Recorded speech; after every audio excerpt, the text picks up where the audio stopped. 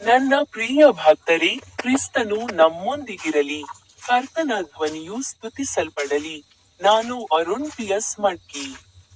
ನಿಮ್ಮೆಲ್ಲರಿಗೂ ಹೃತ್ಪೂರ್ವಕ ಶುಭಾಶಯಗಳು. ಇಂದು ಅಕ್ಟೋಬರ್ 3ನೇ ದಿನ, 2025ರ 10ನೇ ತಿಂಗಳು. ಇಂದು ನವರಾತ್ರಿಯ ಕೊನೆಯ ದಿನ, ಮತ್ತು ಪಶ್ಚಿಮ ಬಂಗಾಳ ರಾಜ್ಯದ ಐತಿಹಾಸಿಕ ಬಂದೇಲ್ ಚರ್ಚ್ನ 2ನೇ ಹಂತದಲ್ಲಿ, ಸೂರ್ಯನ ಕಿರಣಗಳು ಹಿಂದೆಂದಿಗಿಂತಲೂ ಹೆಚ್ಚು. ಇದು ಅಚಲ ನಂಬಿಕೆಯನ್ನು ಆಧರಿಸಿದೆಯೇ?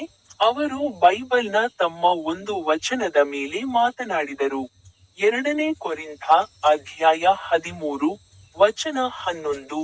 ಸಹೋದರರೇ, ಸಂತೋಷಪಡಿರಿ, ಪರಿಪೂರ್ಣರಾಗಿರಿ, ತಾಳ್ಮೆಯಿಂದಿರಿ, ಒಂದೇ ಮನಸ್ಸಿನಿಂದಿರಿ, ಶಾಂತಿಯಿಂದ ಜೀವಿಸಿ. ಮತ್ತು ಪ್ರೀತಿ ಮತ್ತು ಶಾಂತಿಯ ದೇವರು ನಿಮ್ಮೊಂದಿಗೆ ಇರುತ್ತಾನೆ.